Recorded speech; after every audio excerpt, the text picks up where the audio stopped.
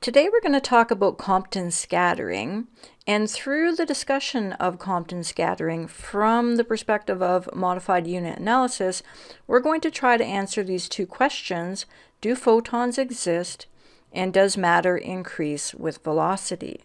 Okay, so these are two concepts that are attributed to the famous Albert Einstein.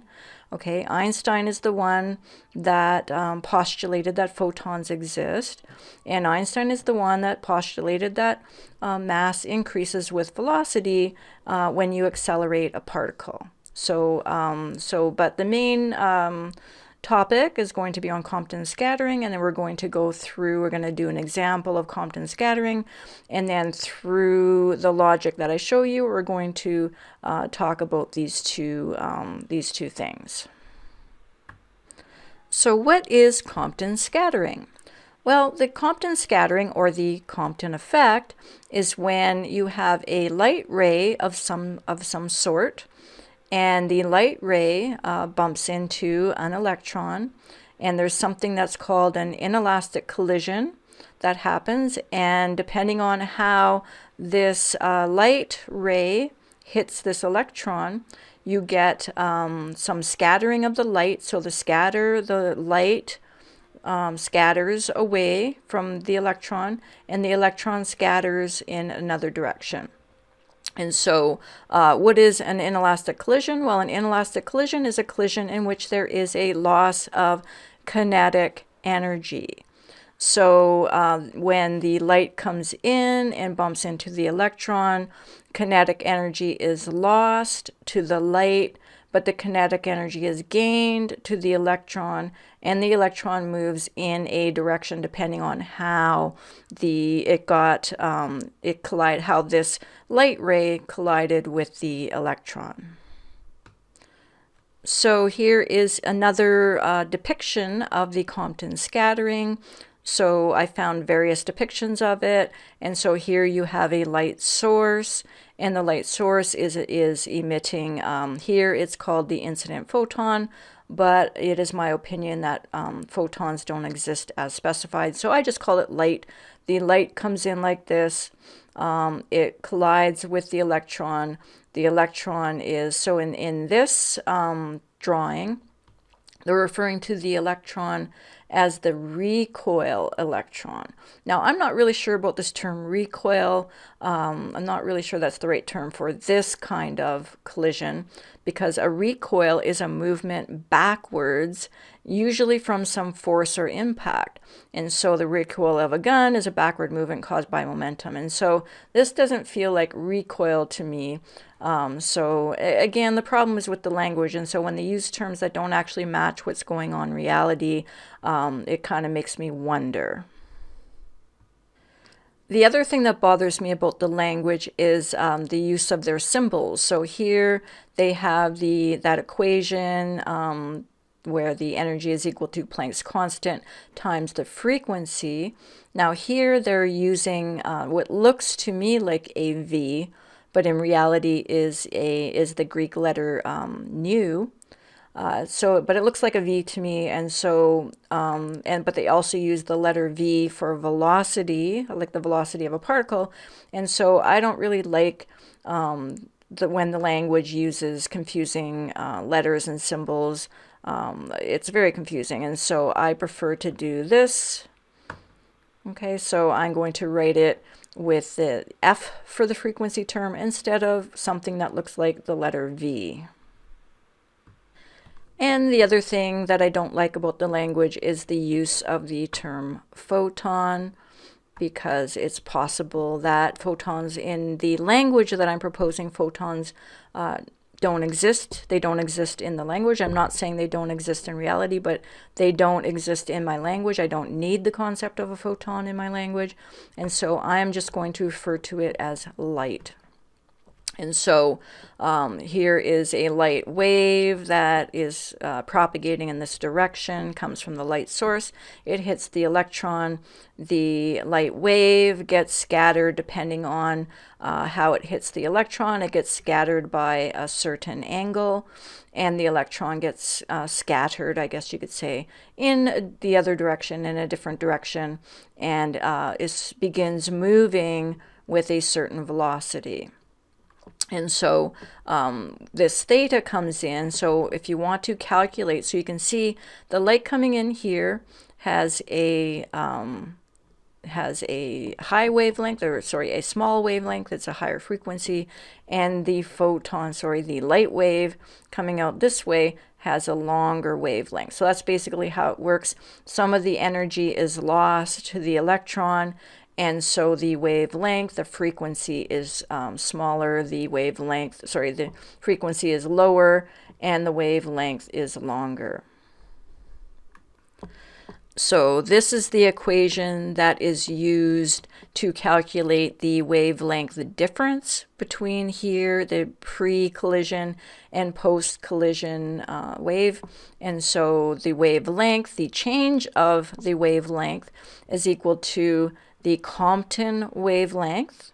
Okay, if you remember, the Compton wavelength is the distance around, is the circumference of my OMparticle model, and or it is the length of a wave that is equivalent to the circumference of the OMparticle. Okay, and so this is the equation that says what's going to happen here. And so the difference in wavelength is equal to the Compton wavelength times 1 minus the cosine of this angle right here. So the Compton wavelength of the electron is 2.42, etc., times 10 to the minus 12 meters per cycle. So this is modified unit analysis. In standard unit analysis, the units of wavelength are just the meter, but in modified unit analysis, the units of the wavelength is meters per cycle. Okay, so now we have enough information to be able to do a practical problem. And so before we do the problem, I want to remind you, so in the previous videos, I was talking about the quantum constants, and we have a quantum of energy, a quantum of momentum, and a companion quantum of mass. So these are the quantum constants. And so I just want to say, like, there are people that give me a hard time because I use the word quantum, and you know, they think I'm subscribing to the quantum craziness. But in reality, quantum is derived from the word quantity. Okay, so this is a quantity of energy, this is a quantity of momentum, and this is a quantity of mass. And these are the quantities that I use. So the quantum of energy is numerically equal to Planck's constant, and the quantity of momentum, the quantum of momentum, is numerically equal to Planck's constant divided by the speed of light, and the quantum of mass, the quantity of mass, is equal to Planck's constant divided by the speed of light squared. So these are my constants. These are the constants I use. These constants are also in the NIST standard, but have the wrong units, as I talked about in a previous video. And these are the digits of precision from the NIST standard.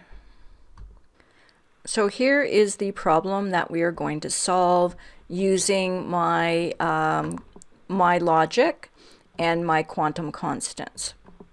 Okay, so given a source emitting light with a wavelength of 6.0 times 10 to the minus 6 meters per cycle, if the light scatters at 90 degrees, okay, so if the light scatters like that, okay, if the light scatters at 90 degrees, calculate the velocity of the electron after the inelastic collision with the incident light. So we are going to calculate the velocity of the electron after it gets hit by a light with this wavelength. And so that wavelength of light just happens to be in, I just randomly picked it for no good reason other than just for an example. It is in the infrared, so 10 to the minus 6th is in the infrared region, and so that is going to be our test case for the approach that I'm taking to solve Compton scattering. So this is the equation we're going to use. We have the incident light, which I said was 6.0 times 10 to the minus 6th meters per cycle. And we have the Compton wavelength, which is 2.423, etc., times 10 to the minus 12 meters per cycle. And we know the angle is 90 degrees, otherwise known as pi over 2. And so the reason I picked that is just for simplicity. We know that the cosine of 90 is equal to 0. And so this is 1 minus 0. And this is the Compton wavelength of the electron times 1, which is the change in wavelength of from the incoming wave to the outgoing wave is exactly the Compton wavelength. Okay, so let's have a look at that. Okay, so there's the equation. So the change in wavelength is the Compton wavelength. So now we can calculate the outgoing wavelength, which is the Compton wavelength plus the original wave. And so the wavelength of the output wavelength, which is this wave here, okay, the outgoing wavelength is 6.00000024263 times 10 to the minus 6 meters per cycle. Meters per cycle. So this is the lambda, this is the length of the outgoing wave. So next, what we want to do is we want to convert to the frequency domain. I prefer to do everything in the frequency domain, but for this initial step here, because this equation is written in terms of the wavelength, we did this part in the domain of the wavelength, and now we're going to convert to the frequency domain. And so to convert to the frequency domain, you take, to find the input frequency, you take the speed of light divided by the input wavelength, and to get the output frequency, you take the speed of light and divide it by the output wavelength. And so you get these two frequencies. They're very similar, they're very close to each other, but you can see that there is a difference. So next we actually want to calculate that difference. So the input frequency is higher than the output frequency. So we want to subtract the output frequency from the input frequency, and we get this value here, which is 2.0205256 times 10 to the 7th cycles per second. And this also happens to coincide with the de Broglie frequency. So when you do this procedure that I just did, you are in fact calculating the de Broglie wave frequency. So next what we're going to do is, given the de Broglie frequency, we're going to calculate the energy, momentum, and mass equivalent of this frequency using my quantum constants. So using these quantum constants that I showed you before, we are going to calculate the energy, momentum, and mass equivalent of this frequency right here, which is the de Broglie wave frequency. And so the de Broglie wave frequency was calculated using the input frequency or the incident frequency, and then the frequency, the scattered frequency. I took the difference, and so we came up with this value. Now this has more digits of precision. These are the digits of precision that I'm using in my computer. My computer has 17 digits of precision, and I'm going to show all the digits of precision of the calculations that I did on my computer to solve this problem. So to calculate the energy of this frequency, we take Planck's constant, right, and multiply it by the frequency, and we get an energy term of 1.3388, etc., times 10 to the minus 26 joules. Okay, and these are using the three equations that I showed you earlier.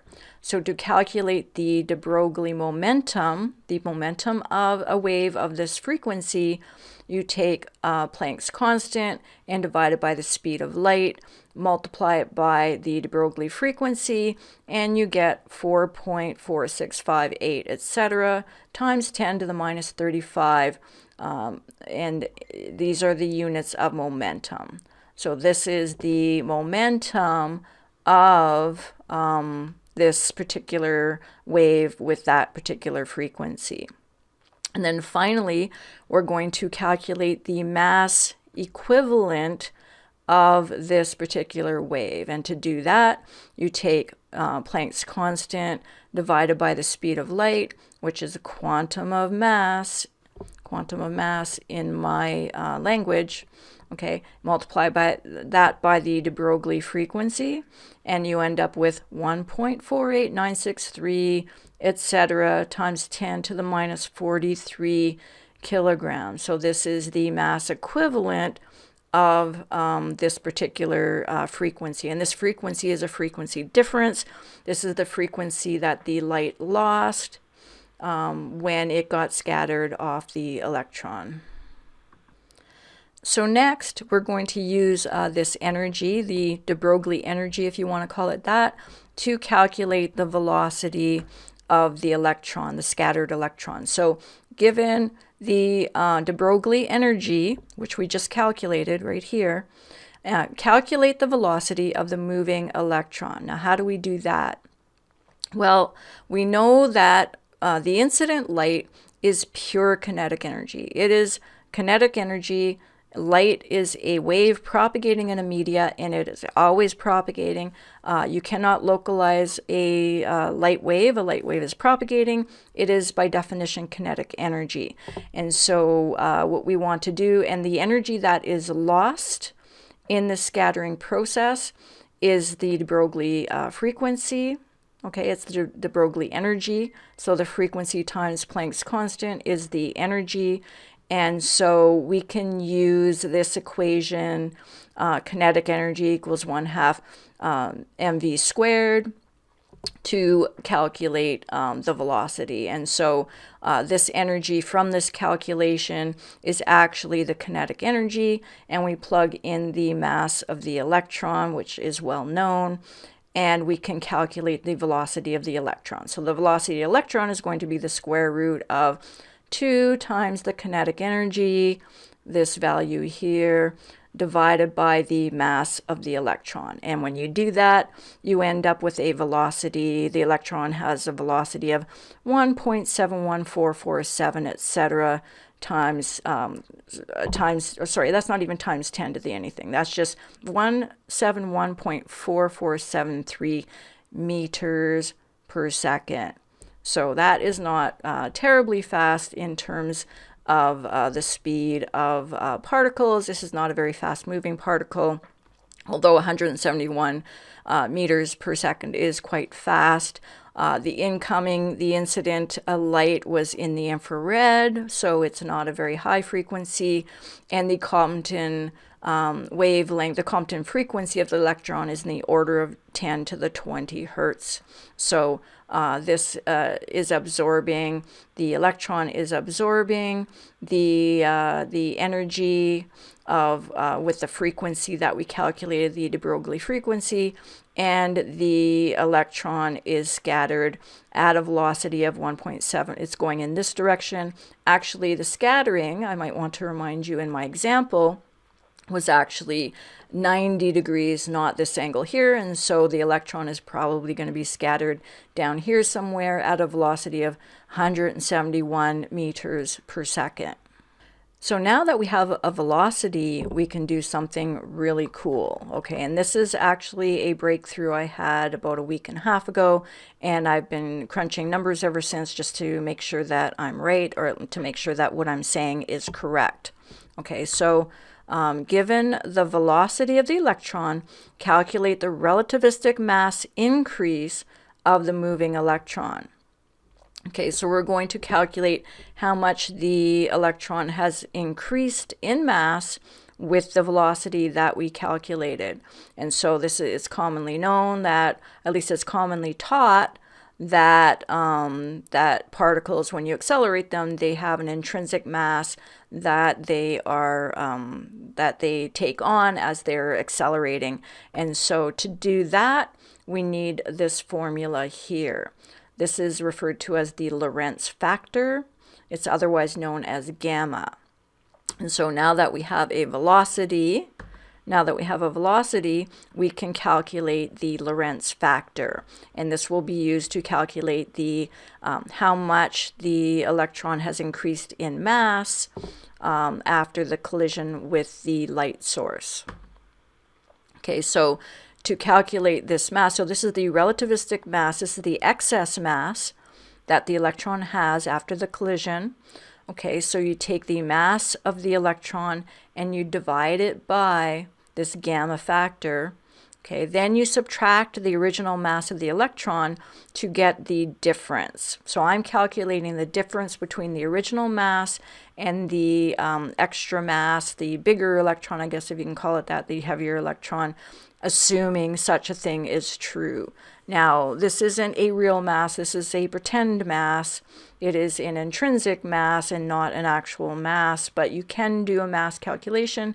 You get, when you do this calculation, you get this value here, 4.896, etc., times 10 to the minus 43 kilograms. So the electron has gained this amount of mass according to relativity. Okay, so so that is how you do that. And then what I want to show you that is really cool that I didn't realize before is that this is also the mass that I calculated earlier, almost exactly to many, many decimal places. This is the mass that I calculated earlier using my quantum of mass, okay, which is h divided by c squared, times the de Broglie frequency.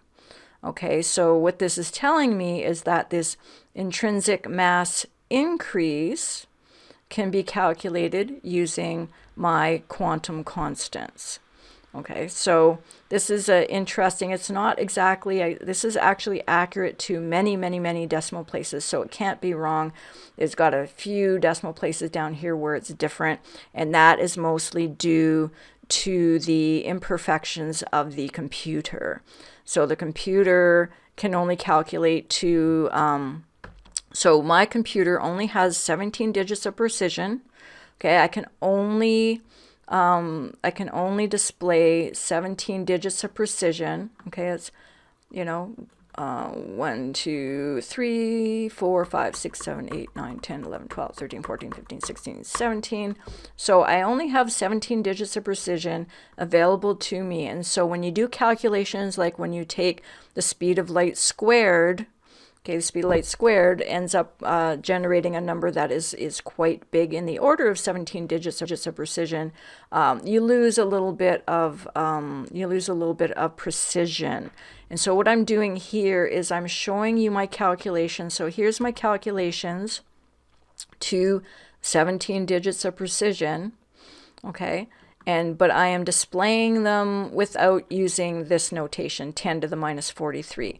So really, 10 to the minus 43 is 0.000000000000148886, whatever. So this is what the number actually looks like, and you can see that the number is quite small. Okay, this is a very small number. And so the other thing I noticed that was really cool is so I wrote the program two ways. I wrote it on a 32-bit, using a 32-bit compiler, with 17 digits of precision. And then I calculated it using a 64-bit computer with 34 digits of precision. So I used a class that I found called double double, and this doubles. So a double is a double float. So double is 2 floats, and double double is four floats. So I can represent much higher precision numbers with the double double. And so what I found was when I used my 32-bit computer with 17 digits of precision, so when I calculated the relativistic mass increase using the Lorenz factor, and I calculated my mass increase using the Broglie frequency times the quantum of mass, I only got digit of precision accurate to this point here. Okay, and then the digits past this point are not, not the same. They're not the same at all. So the two calculations produce the same number, but not exactly the same to the number of digit precision that I would like, which is why I switched to the 64-bit double double. So I know you all want to go out and get a coffee right now with the double double. Just kidding. So anyways, so when I switched to the 64-bit double double, I increased the accuracy of my calculation relative to the relative mass using the Lorenz factor. So when I did that, I got values that were much closer to each other. So, the value that I calculated on the 32-bit computer using my formula was actually more similar to these two calculations than the original relativistic mass using the Lorenz factor. So I thought this was a really interesting result. The most important thing, the most important take-home of this is that my calculation is identical to the Lorenz factor. So you don't really need the Lorenz factor. If you use my language and you do the calculations using my quantum constants, you don't actually need the Lorenz factor. And I think the Lorenz factor, because it's got a speed of light squared, which is a very big number, and then you're taking a square root, I think you lose a lot of digits of precision in the computer doing this calculation. And so I think my calculations are actually much more accurate than the relativistic calculation, because I'm starting off with quantum constants that are, where are my quantum constants? I'm starting out with quantum constants that I got from the NIST standard. So these are my quantum constants. I got them from the NIST standard, and I'm doing all my calculations using those quantum constants. So I think that's why I'm getting much better results. I believe I'm getting better results using my formula than I'm getting using the Lorenz factor. I think it's just a problem with the digits of precision of the computer. So as you can see, the speed of light squared is a very big number. This is a number that has, 1, 2, 3, 4, 5, 6, 7, 8, 9, 10, 11, 12, 16, 17. So it's got 17 digits of precision, and my computer can only represent 17 digits of precision. So this, when I do this c squared here, I'm really on the edge of what the computer is able to do, and there might be some rounding errors going on that are causing the differences that I'm seeing from the relativistic calculation to my my mass increase using the de Broglie frequency times the quantum of mass. Okay, so I think that might be why I'm seeing those differences, but regardless, I'm getting an accurate result to a freakishly large number of digits of precision. So this is 10 to the minus 43, so 44, 45, 46, 51, 2, 3, 4, 5. I'm getting like 56 digits of precision. And so I think I can safely say that my calculation is identical to the relativistic mass increase. Now, do I think there is a mass increase? No. I think here are my quantum constants. Okay, here are my quantum constants. The quantum of energy is the energy associated with one cycle. Okay, one complete cycle, whether it be a particle like an electron with a Compton wavelength, or or a light source that is has just a wavelength. Okay, the quantum of momentum is the momentum equivalent of one complete cycle. And so it's just another way of looking at this model. And so this model you can look at it in terms of energy, you can look at it in terms of momentum, okay, or the quantum of mass is the mass equivalent of one complete cycle, whether it be a particle like an electron or a wave of light. Okay, so these are all just different ways of looking at the same thing. So when we calculate the relativistic mass, when we calculate the mass, whether it be using the Lorenz factor or using it my way, it is still just an intrinsic mass. It's a pretend mass. We could just as easily be calculating the momentum. We also calculated the energy of the de Broglie frequency. And so we can calculate the energy. If we need energy, we calculate energy. If we need momentum, we calculate momentum. If we need a mass term, then we calculate the mass. But these are all different ways of looking at the same thing, which is this model right here. Okay, so so these are all just different ways of looking at this, the OMparticle model. The OMparticle model, this is just a schematic where the outer circumference of my model is the Compton wavelength. Okay, the particle has a frequency of the Compton frequency, which we calculated. And when you have inelastic scattering, when you have light hitting a particle, it is losing energy, and the energy that it loses in terms of frequency is the de Broglie frequency. Okay, it's the Broglie frequency. And so I think that's the most important point that I want to make in this video. The de Broglie frequency is the frequency difference from the incoming incident wave to the outgoing, the wave that gets scattered off the electron. And in my example, this was the frequency of the de Broglie wave.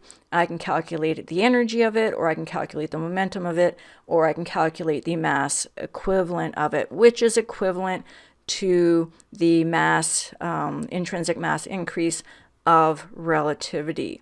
So basically, if you use my language, when you use my language, we don't need to ever use this function right here. The Lorenz factor, we don't need it. I don't need it to calculate the mass increase. All I need to know is the difference in the frequency between the incident wave and the incoming wave and the outgoing wave, and I can calculate the intrinsic mass. I can calculate the mass increase, and it is identical to as if I calculate it using this formula, aside from any digits of precision that my computer is going to have a problem with. So I think this really puts the nail in the coffin in terms of my language. So in my language, I have no need for the concept of a photon. In my language, I have no need for this formula here, which I actually found very difficult to memorize. I don't know why, but I had difficulty memorizing that equation. And so in the language that I'm proposing, we use the same formula for calculating the energy, for calculating momentum, and the intrinsic mass. It is just the de Broglie frequency times the my quantum constants.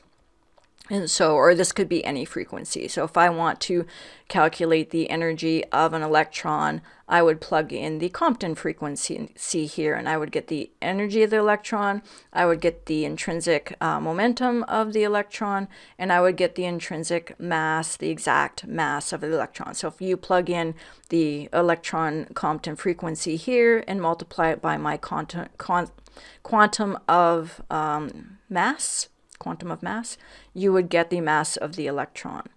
Okay, and so I think this language is really quite simple. I don't need the concept of the photon. I don't need the Lorenz factor. And so I think in terms of a teaching tool, this is quite a nice way to go. And so I know, like many people out there, there are many independent researchers out there that are really trying to say Einstein's wrong. They really want to prove Einstein's wrong. And I think I've done it here.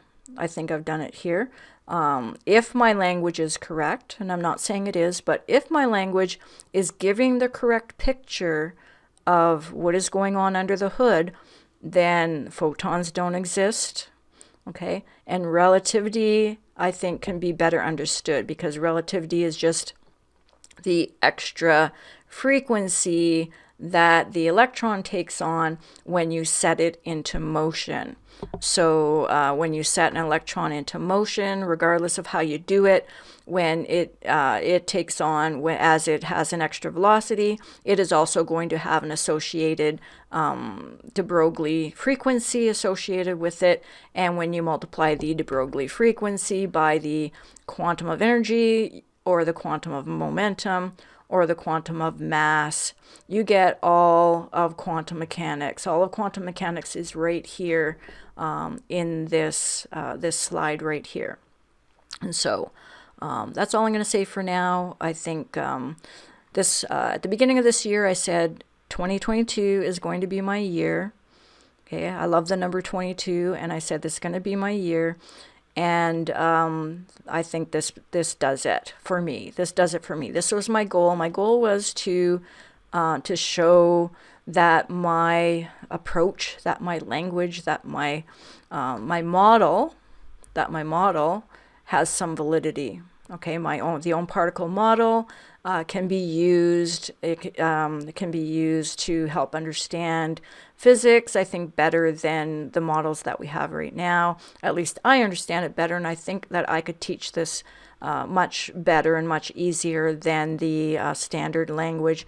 Okay, we've got just a few quantum constants that make sense.